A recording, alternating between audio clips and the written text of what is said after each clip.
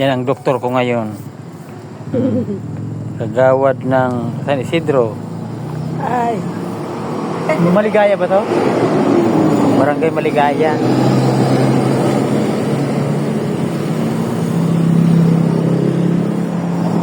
Ready ba higpit ha? Sabihin mo, baka may higpit. Sakto lang ma. Ay, super salamat talaga. Para ma-hold lang yun. Ay, baka naman di ka makakulo ang paa mo nga. Di naman, di naman okay lang. Yan. Para ma-hold lang yun. Sabi niya yun. Okay. Kasi ganito na lang.